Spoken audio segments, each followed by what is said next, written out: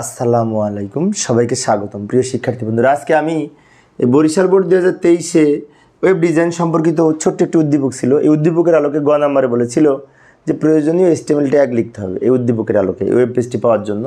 তো আমরা যে বাম দিকে আমি উত্তর লিখে দেখাচ্ছি। তো প্রথমে ডক টাইপে HTML লিখবো, তারপরে HTML লিখবো, এরপরে বডির মধ্যে আমরা এইগুলি লিখবো। এখন এইখানে লিস্ট আকারে উপস্থাপিত হয়েছে লিস্ট। তো লিস্ট লক্ষ্য করলে দেখতে পাই লিস্ট তৈরি করার জন্য আমরা এখানে আনঅর্ডার লিস্ট ব্যবহার করব।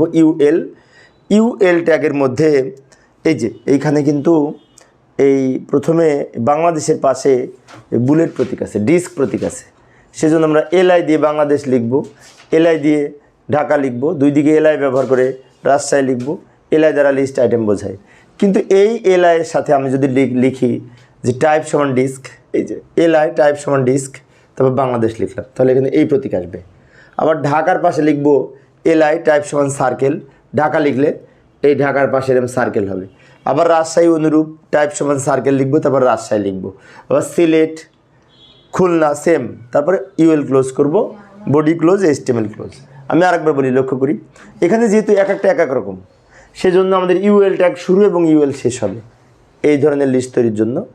আর এখানে যেহেতু এই লিস্ট আইটেম যেগুলি আছে এক এক রকম, বিশেষ করে দুই ধরনের।